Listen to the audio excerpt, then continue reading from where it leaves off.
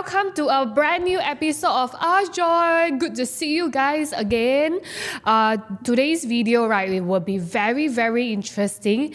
If you are intending to take part in the River Valley land plots balloting, I can assure you that you will love this video because I'm going to share with you how to monetize harmonization in this area, right? And I promise you, if you are going to watch this video till the end, you are able to spot units for yourself with great built-in profit.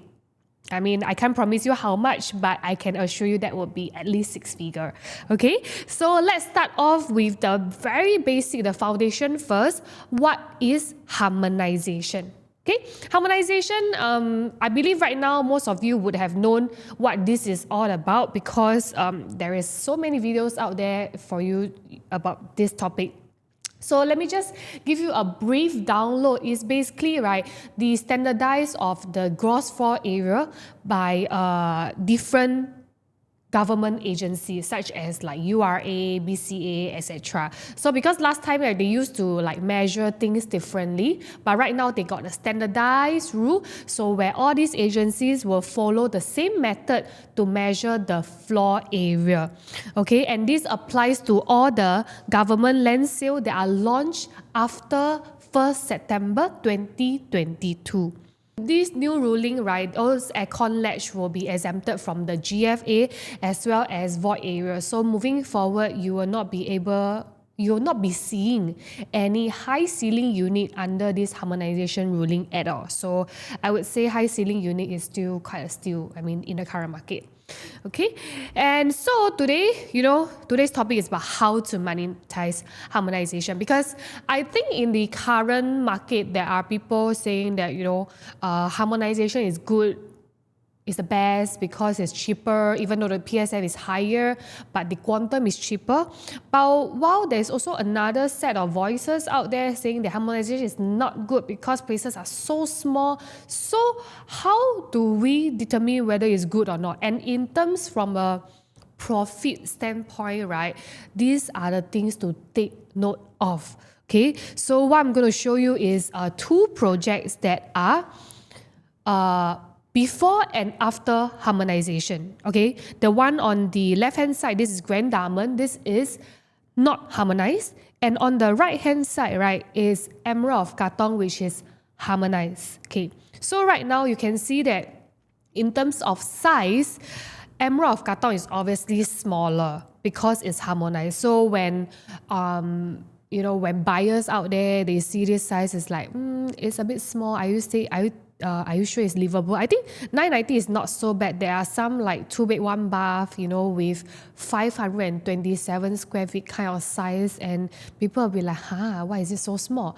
So if we look at the sizes over here, right, yes, Emerald Katong is indeed smaller. However, right, if we put the two floor plans side by side right now, Grand Diamond and Emerald Katong, right? If I put them side by side, you will notice that actually the space might be very similar. What do I mean by that? Look at this. If I were to break it down, you look at the balcony, both are actually 6 square meter. And then I look at the master bedroom. Emerald Katong master bedroom is 13 square meter, whereas the Grand Diamond is 14, so 1 square meter more. But the common bedrooms are of the same size. You can see over here. Then the bath is also the same, 4, 5, 5. Then we have a store area, which is 5 square meter. You see, it's also 5 square meter. And the kitchen, this kitchen is 9 square meter for Emerald of Katong, but this kitchen for Grand Diamond is slightly bigger, 1 square meter bigger at 10 square meter, right? And most importantly, the living area for the entire Grand Diamond over here, this is 25 plus 8 is 33 square meter. Then for the Emerald Katong is 30 square meter. So you notice that actually the livable space in terms of both layouts are pretty much similar, even though Grand Diamond is bigger. But where did the bigger size go to? It go to the foyer. This foyer itself is 8 square meter. And the other part is the aircon ledge, which is 6 square meter. So all in all, both sizes, the livable space, are very similar in a way that if you are the future resale buyer and you happen to view a unit in Grand Diamond and view a unit in Emerald Katong, there is a chance that you may not be able to tell the difference, right? And so if we look at a transaction, you can see that Grand Diamond was actually sold for this level 3 and Emerald of Katong level 3 Grand Diamond was sold for 2.694 million, whereas Emerald Katong was sold for 2.399 million. This means what? You get Emerald Katong at close to 300,000 cheaper. Does it make sense? Obviously, it makes sense, right? Because it's so much cheaper, it's 300,000 cheaper, yet the space are almost similar. If we look back at just now, again, the comparison of the floor plan, right? If you're a buyer yourself, you ask yourself, are you willing to pay 300,000? Oops, sorry about that. Are you willing to pay 300,000 for Grand Diamond just because maybe the master bedroom is 1 square meter bigger, or just because the kitchen is 1 square meter bigger, or 300K for additional foyer? I guess not, right? So let's take a look at another development where there is harmonized and non-harmonized, okay? This is Pine Tree Hill, which is not harmonized, whereas Nava Grove is harmonized. Both are in the Mount Sinai area. If we look at both layouts, right, side by side, you can also tell, the floor plan is also very much similar.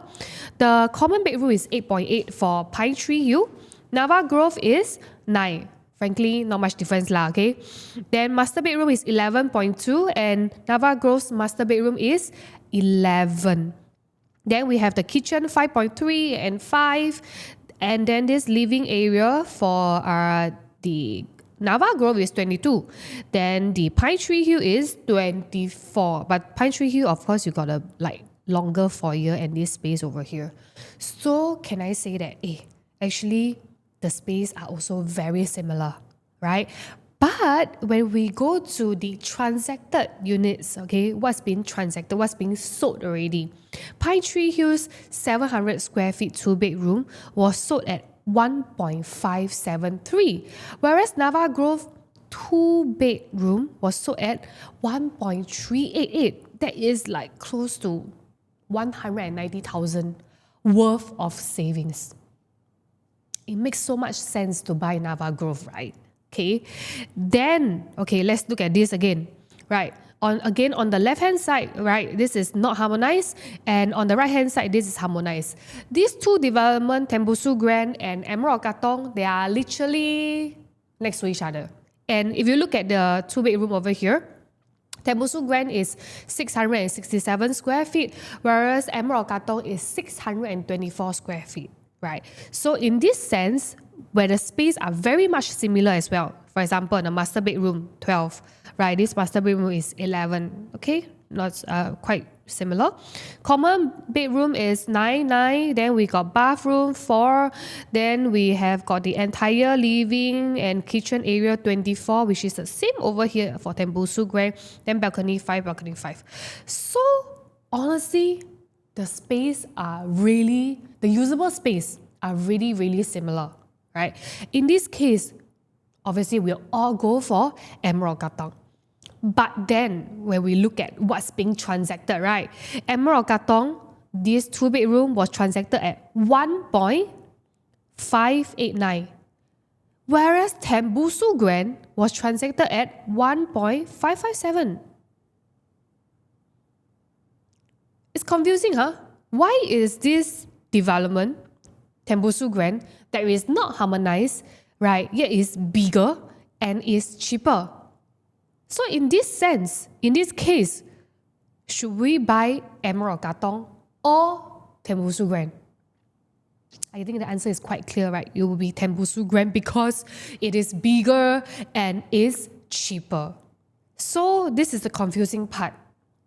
When you are selecting a development in a harmonized area or a harmonized development, right? How do we determine if it's a good buy, if it's a safe buy, if there is a built-in profit? How do we determine that? Next, let's go and see the Hulot Green and also Langtor Mansion. As you can see over here, right, Hulot Green and Langtor Mansion both are of the same size. So when we put them side by side, right, you can see that actually all the different spaces here are also very, very, very similar. But if I were to look at the transactions, Hulot Green's 3-bedroom was transacted at 2.124 and Langtor Mansion was transacted at 2.259. Same size, yet Langtor Mansion is more expensive. In this case, we should have gone for the Hulot Green, right? But the funny thing over here is that Hulot Green actually launched before Langtor Mansion. Langtor Mansion on the first day of launch, obviously very well received. The sale was done very well. Everybody just rushed in to buy, like it's so hyped up. And people are buying at this price, right, because of the hype. Yet, they did not realize that, there is actually there is actually another project with the same size or more efficient space, right, selling at a cheaper rate, and that's Hulot Green.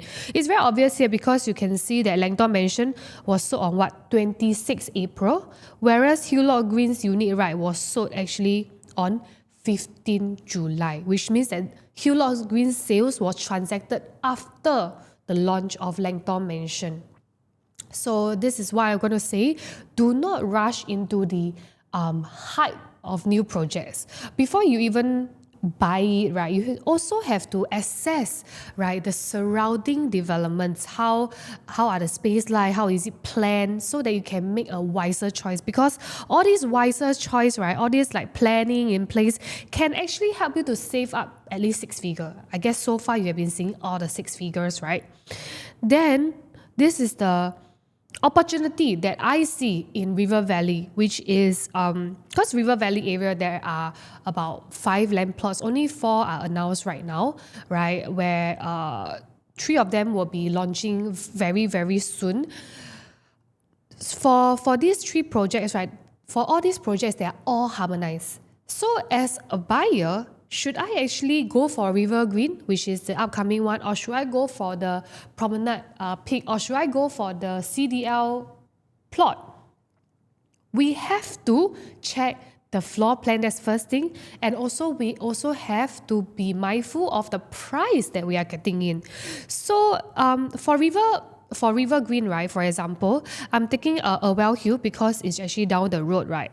A Well Hill's 2-bed, 2 is actually 603 square feet, which I already put this layout over here. Sorry, it's 2-bed, 1 bath, not 2-bed, 2 bath.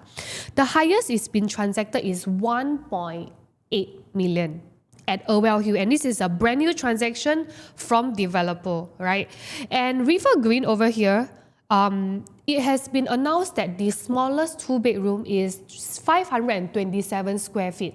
And so I took Langtor Mansion's 2-bedroom as an example because Langtor Mansion's 2-bedroom is the exact same size as River Green's 2-bedroom, the smallest 2-bedroom.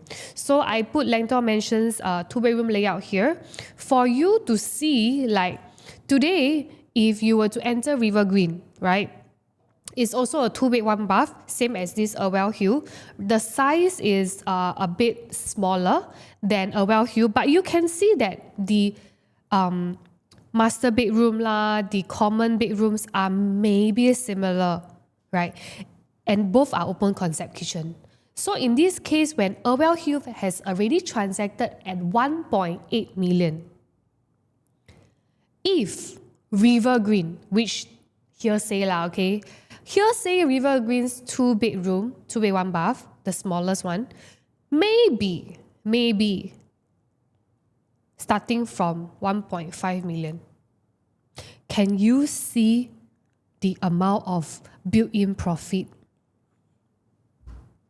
So I definitely think that if you are looking at an area like River Green, where there are a lot of upcoming land plots for sale and all are harmonized, it is important for you to actually sit down to compare the different layouts, right? Where are the usable space at? And if the usable space are very much similar and is cheaper, go for it. Okay, but of course, if you do need some help with the shortlisting of the units or developments, please reach out to me, because as of now, there isn't any concrete floor plans out yet, so I can't really advise for the River Valley plots. But as you can see, if you know how to spot units, right, that are with efficient space, you will be able to have a lot more savings. All right, so that will be the end of my video. I hope this video gives you some insights into choosing developments in be harmonized or non-harmonized lah, because actually being harmonized also doesn't mean a thing. Harmonized, you can have bad and good layout as well. You can have good deals and bad deals as well. So it's really important to do the homework and shortlist, or rather select units, right, individually. All right, so I guess that will be the end of this sharing. I will see you in the next episode of Ask Joy. Bye!